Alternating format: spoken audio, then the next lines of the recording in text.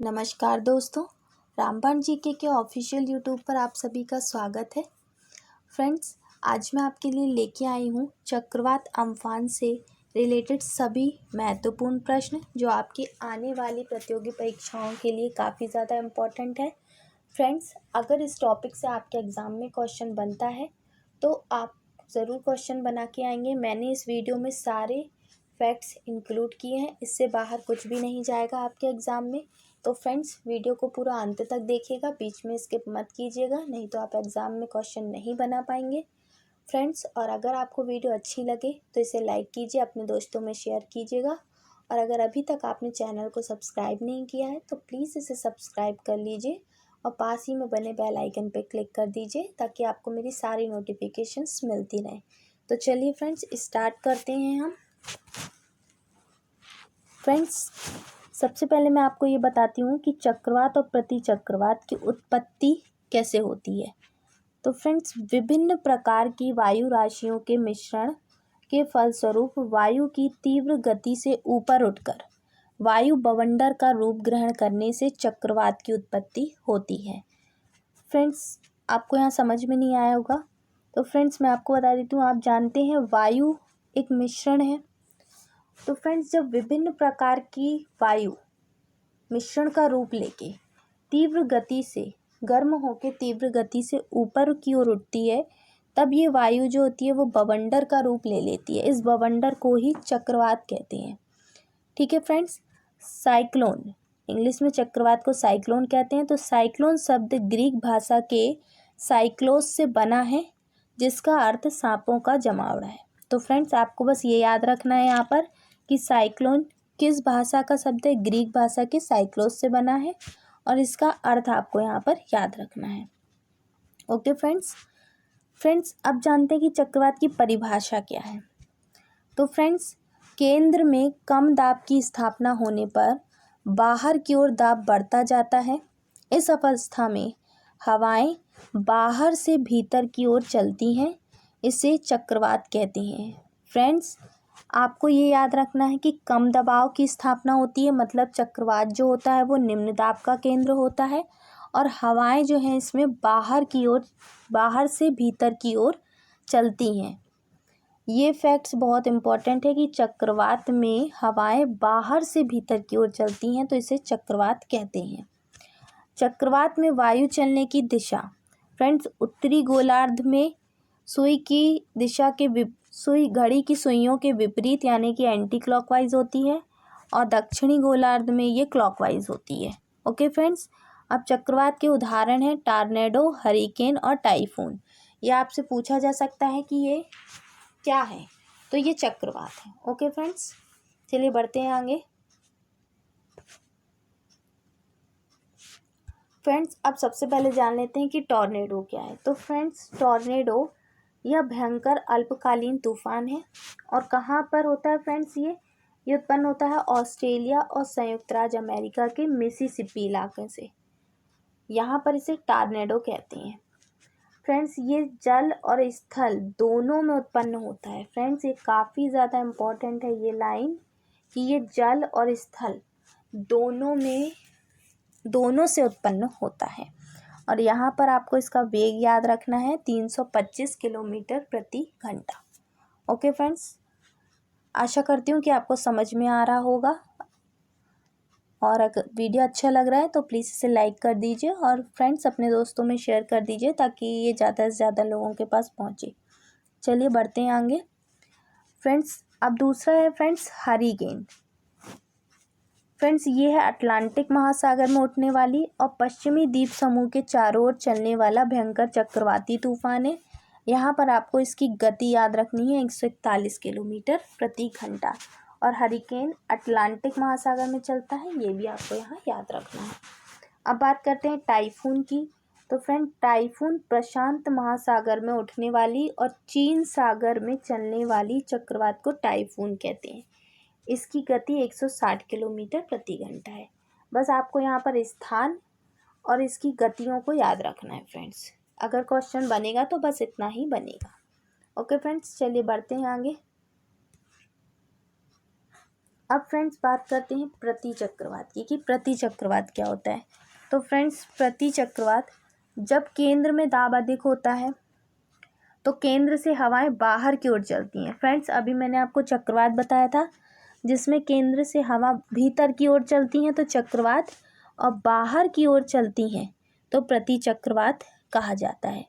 अब प्रति चक्रवात की दिशा क्या होती है, उत्तरी गोलार्ध में ये क्लॉकवाइज है और दक्षिणी गोलार्ध में ये एंटी क्लॉकवाइज है, मतलब कि चक्रवात का अपोजिट। ये यहाँ पर काफ़ी ज़्यादा इम्पॉर्टेंट है, यहीं पर कन्फ्यूज़न होता है दिशाओं में कि कहाँ क्लॉकवाइज है और कहाँ एंटी क्लॉकवाइज है। तो ये फैक्ट्स काफ़ी इम्पॉर्टेंट है, ये आपको याद रखने हैं। ओके फ्रेंड्स, चलिए बढ़ते हैं आगे। फ्रेंड्स अब बात करते हैं अम्फान चक्रवात की। तो फ्रेंड्स इसकी उत्पत्ति पूर्वी बंगाल से, बंगाल की खाड़ी में, ये पूर्वी बंगाल से बंगाल की खाड़ी से प्रवेश करके भारत में प्रवेश किया है। भारत में 2 राज्य उड़ीसा और पश्चिम बंगाल में इसने काफ़ी भयंकर तबाही मचाई है। इसका जो नामकरण है फ्रेंड्स वो थाईलैंड ने किया है। और फ्रेंड्स इससे पहले भी बंगाल की खाड़ी में नवंबर 2019 में बुलबुल और मई 2019 में फैनी नामक तूफान आया था। और फ्रेंड्स ये अम्फान चक्रवात एक उष्णकटिबंधीय तूफान है, ये यहाँ पर आपको याद रखना है, ये काफ़ी ज़्यादा इम्पॉर्टेंट है। फ्रेंड्स इससे क्वेश्चन बन सकता है कि अम्फान उष्णकटिबंधीय है या उपोष्णकटिबंधीय है या शीतोष्ण है या शीतकटिबंधीय है। तो फ्रेंड्स ये आप काफ़ी ज़्यादा इम्पॉर्टेंट है, यहाँ कन्फ्यूज़न हो सकता है, तो आप ये याद रखिएगा कि ये उष्णकटिबंधीय है। ओके फ्रेंड्स, हमारा नेक्स्ट है अब फ्रेंड्स बात करते हैं चक्रवात अम्फान तूफान नाम कैसे पड़ा। फ्रेंड्स तो पूरी दुनिया में 6 क्षेत्रीय विशेष मेट्रोलॉजिकल सेंटर्स हैं, ये आपको याद रखना है, 6 हैं, इनकी संख्या पूछ सकते हैं। RSMCs, तो फ्रेंड्स इसका फुल फॉर्म आपको याद रखना है, रीजनल स्पेशलिज्ड मेट्रोलॉजिकल सेंटर्स, ये आपसे फुल फॉर्म पूछा जा सकता है आपके एग्ज़ाम में। और फ्रेंड्स 5 क्षेत्रीय ट्रॉपिकल साइक्लोन वार्निंग सेंटर हैं जो चक्रवात आने से पहले वार्निंग देते हैं, तो इसका भी फुल फॉर्म आपको याद रखना है यहाँ पर। फ्रेंड्स ये एडवाइजरी जारी करते हैं, ओके फ्रेंड्स, कि ट्रॉपिकल साइक्लोन का नामकरण करें। जब ये एडवाइजरी जारी कर देते हैं तो भारत का जो मौसम विभाग है फ्रेंड्स वो 6 RSMCs में से एक है। 6 क्षेत्रीय मैंने बताया आपको, तो उसमें से एक भारत भी है जो उष्णकटिबंधीय चक्रवात के लिए एडवाइजरी जारी करता है और इस पैनल में 13 सदस्य देशों को देता है, जो कि Bangladesh, Bharat, Iran, Maldives, Myanmar, Oman, Pakistan, Qatar, Saudi Arab, Sri Lanka, Thailand, संयुक्त अरब अमीरात और यमन, ये इस पैनल में शामिल हैं। ठीक है फ्रेंड्स, आपको इन 13 सदस्यों के नाम याद रखने हैं, या ये भी पूछ सकता है कि कितने सदस्य हैं इस पैनल में जो एडवाइजरी जारी करते हैं, तो 13 सदस्य हैं फ्रेंड। ओके, यह RSMC नई दिल्ली के लिए अनिवार्य है कि बंगाल की खाड़ी और अरब सागर सहित उत्तर हिंद महासागर पर विकसित होने वाले उष्णकटिबंधीय चक्रवातों का नाम रखें। तो फ्रेंड्स यहाँ से आप RSMC का याद रखेंगे कि नई दिल्ली में है, इसको सिर्फ अनिवार्य है कि ये बंगाल की खाड़ी और अरब सागर, यहाँ पर जो हिंद महासागर, उत्तर हिंद महासागर, बंगाल की खाड़ी में तो जो तूफान आएंगे उनका नामकरण करेंगे, अरब सागर का करेंगे, और उसके सहित जो उत्तर हिंद महासागर में आएंगे चक्रवात उनका भी नामकरण करेंगे। ओके फ्रेंड्स, तो ये आप चीज़ याद रखिएगा। अब बढ़ते हैं आगे। अब फ्रेंड्स बात करते हैं कि विश्व में चक्रवातों के नाम कैसे रखे जाते हैं। तो फ्रेंड्स हिंद महासागर क्षेत्र में 8 देश हैं, भारत, पाकिस्तान, श्रीलंका, बांग्लादेश, मालदीव, म्यांमार, ओमान और थाईलैंड। फ्रेंड्स जो अभी अम्फान तूफान है वो उत्तर हिंद महासागर से ही वो हिस्सा लगा हुआ है, तो फ्रेंड्स इसीलिए ये हिंद महासागर में 8 देशों के ऊपर नामकरण का सौंपा गया है। तो फ्रेंड्स जब जिसकी बारी होती है वो उसका नामकरण करता है। तो फ्रेंड्स अभी बारी थाईलैंड की थी और ये पहल 2004 में भारत ने ही पहल की थी, ये आपको याद रखना है। यदि किसी चक्रवात की रफ्तार 34 नॉटिकल मील प्रति घंटा से ज़्यादा है तो उसका कोई विशेष नाम देना ज़रूरी हो जाता है।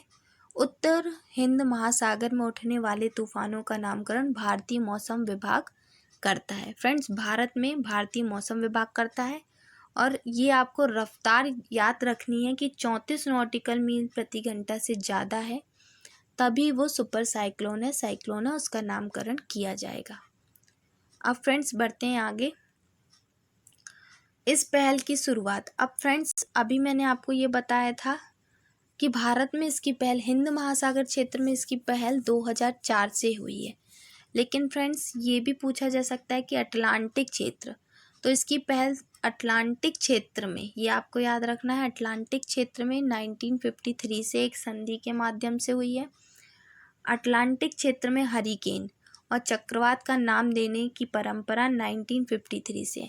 फ्रेंड्स ये याद रखिएगा, अगर हिंद महासागर क्षेत्र में पूछता है तो 2004 बताएंगे और अटलांटिक क्षेत्र में पूछता है तो 1953 बताएंगे। तो मियामी स्थित राष्ट्रीय हरिकेन सेंटर की पहल पर शुरू की गई है। तो फ्रेंड्स यहाँ से क्वेश्चन निकल के आता है कि राष्ट्रीय हरिकेन सेंटर कहाँ पर है, तो फ्रेंड्स ये आपको याद रखना है कि ये मियामी में है। ओके फ्रेंड्स, चलिए बढ़ते हैं नेक्स्ट। अब बात करते हैं भारतीय मौसम विज्ञान विभाग की। तो फ्रेंड्स सरकार के पृथ्वी विज्ञान मंत्रालय के अंतर्गत आता है। ये लाइन आपको याद रखनी है कि मौसम विज्ञान विभाग जो है वो पृथ्वी विज्ञान मंत्रालय के अंतर्गत आता है। इसका मुख्यालय नई दिल्ली में है। इसकी सर्वप्रथम स्थापना 1844 में हुई है। फिर इसका 1875 में नाम बदलकर मौसम सर्वेक्षण अनुसंधान संस्थान कर दिया गया। अभी इसके वर्तमान अध्यक्ष हैं मृत्युंजय महापात्रा और सबसे पहले अध्यक्ष हैं डॉक्टर SL राठौर। ये दोनों इम्पॉर्टेंट हैं, ये आपको याद रखना है।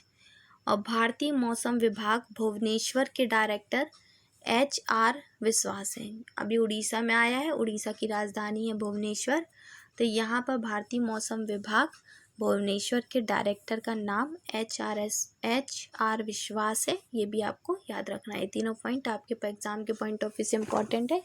ये तीनों चीज़ें आपको याद रखनी है। चलिए बढ़ते हैं नेक्स्ट। फ्रेंड्स भारतीय मौसम विभाग इसे 3 श्रेणी में विभाजित करता है। फ्रेंड्स बस आपको ये तीनों श्रेणियों के नाम याद रखना है कि येलो, रेड और ऑरेंज। ऑरेंज को साइक्लोनिक वार्निंग भी कहते हैं, ये आपको याद रखना है। बाकी इससे रिलेटेड और अपन को यहाँ कुछ याद रखना नहीं है। फ्रेंड्स में अगर पूछा जाएगा तो इन तीनों श्रेणियों के बारे में सिर्फ नाम ही पूछा जाएगा। चलिए बढ़ते हैं आगे। अब फ्रेंड्स देखिए, अब इसके लिए एक NDRF की गठन किया जाता है, एक फोर्स है। NDRF क्या है friends? National disaster response force. ये एक पुलिस बल है फ्रेंड्स, ये एक पुलिस बल है। यह एक पुलिस बल है जिसका निर्माण डिज़ास्टर मैनेजमेंट एक्ट 2004 के तहत आपदा से निपटने के लिए किया गया है। आपको यहाँ पर इसका फुल फॉर्म याद रखना है और किस एक्ट के द्वारा इसकी स्थापना हुई है, बस ये याद रखना। और यह एक पुलिस बल है। ओके फ्रेंड्स, प्रबंधन की शीर्ष संस्था NDMA यानी राष्ट्रीय आपदा प्रबंधन अथॉरिटी है, जिसका मुखिया कौन होता है फ्रेंड्स? प्रधानमंत्री होता है, आपको याद रखना है। और NDRF के वर्तमान महानिर्देशक SN प्रधान हैं और इसकी स्थापना 2005 में हुई थी। फ्रेंड्स NDRF से अगर क्वेश्चन बनता है तो इतने ही फैक्ट्स से बनेगा। आप इतने फैक्ट्स को याद रखिएगा, इससे बाहर कुछ नहीं जाएगा। ओके फ्रेंड्स, चलिए बढ़ते हैं आगे। फ्रेंड्स अब मैंने यहाँ पर कंट्री और उनके नेम कि जो 8 कंट्री हिंद महासागर में हैं, हिंद महासागर क्षेत्र में जो भी साइक्लोन उत्पन्न होता है तो उसका नामकरण जो 8 कंट्री करती हैं बारी बारी से, तो वो किस हिसाब से क्या नाम रखती हैं। तो फ्रेंड्स ये आपको लिस्ट है, ये लिस्ट आपको याद रखनी है कि बांग्लादेश की जब बारी आएगी तो वो फैनी रखेगा, भारत वायु, ओमान माहा, पाकिस्तान बुलबुल, म्यांमार क्यार, मालदीव हिक्का, श्रीलंका पवन, थाईलैंड अम्फान। अभी थाईलैंड की बारी थी तो इसीलिए अम्फान नाम थाईलैंड ने रखा है, ये याद रखिएगा। और इसके पहले किसकी बारी थी ये पूछा जा सकता है, तो श्रीलंका की थी तो उसने पवन नाम रखा था, ये भी आप याद रखिएगा। ओके फ्रेंड्स, चलिए बढ़ते हैं आगे। अब फ्रेंड्स, महत्वपूर्ण तूफान और उनके स्थान। फ्रेंड्स, अभी तक 2019 में भी काफ़ी तूफान आए थे, तो मैंने यहाँ पर कुछ इम्पोर्टेंट्स तूफान लिए हुए हैं कि कौन सा किस देश से रिलेटेड है, कहाँ पर आया था, तो आप इसको याद रखिएगा। फ्रेंड्स, वायु गुजरात में, डोरियन बहामास में, हगीबीज जापान में आया था, क्रोशा जापान में आया था, सोनी उड़ीसा में, फ्रेंड्स सॉरी ये फैनी होगा, फैनी उड़ीसा में आया था, तितली भी उड़ीसा में आया था, Gaza Tamil Nadu, Michael America. Okay friends, ये आपको याद रखने हैं, इससे क्वेश्चन बन सकता है। ओके फ्रेंड्स, चलिए बढ़ते हैं आगे। अब फ्रेंड्स, रिले अमेरिका, केनी फिजी में आया था, एप्पल जो है वो चीन, अभी चीन काफ़ी चर्चा में है, तो ये चीज़ आप याद रखिएगा।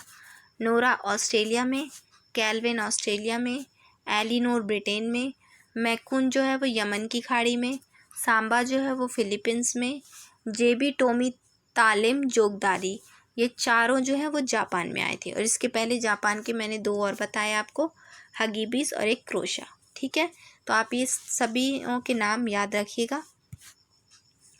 अब फ्रेंड्स, एक यहाँ पर इम्पॉर्टेंट फैक्ट्स मैंने शामिल किया है, ये काफ़ी पुराना है लेकिन हो सकता है कि यहाँ से क्वेश्चन बन जाए, इसलिए मैंने इसे यहाँ शामिल किया है। फ्रेंड्स, वर्धा तूफान यह 2016 में बंगाल की खाड़ी से उत्पन्न हुआ था। इसने भारत के तमिलनाडु और आंध्र प्रदेश में आया था। इसका नामकरण फ्रेंड्स पाकिस्तान ने किया था। पाकिस्तान की बारी थी तो उसने वर्धा नाम रखा था। और इसका अर्थ आपको याद रखना है कि इसका अर्थ होता है लाल गुलाब। ओके फ्रेंड्स, तो फ्रेंड्स यहाँ पर हमारे सभी इम्पॉर्टेंट फैक्ट्स कंप्लीट होते हैं। इस टॉपिक से रिलेटेड जितने भी फैक्ट्स थे वो मैंने सारे इस वीडियो में इंक्लूड किए हैं। फ्रेंड्स, इस वीडियो से बाहर आपके एग्ज़ाम में कोई भी प्रश्न नहीं जाएगा, तो आप वीडियो को बार बार रिवाइज़ करके इस फैक्ट्स को या तो नोट्स बना लें, या अगर आप बोलते हैं तो मैं आपको PDF भी प्रोवाइड कर दूँगी। आप मुझे कमेंट बॉक्स में कमेंट करके बताइएगा। तो फ्रेंड्स, वीडियो कैसी लगी ये भी बताइएगा। तो अगर अभी तक आपने इसे लाइक नहीं किया है, पसंद आया हो तो प्लीज़ लाइक कर दीजिए, अपने दोस्तों में शेयर कर दीजिए, और प्लीज़ चैनल को सब्सक्राइब कर दीजिए और पास ही में बने बेल आइकन पे भी क्लिक कर दीजिए ताकि आपको आने वाली सभी वीडियो के नोटिफिकेशन मिल सके। तो चलिए फ्रेंड्स, मिलते हैं हम अपने नेक्स्ट वीडियो में। तब तक के लिए जय हिंद, जय भारत।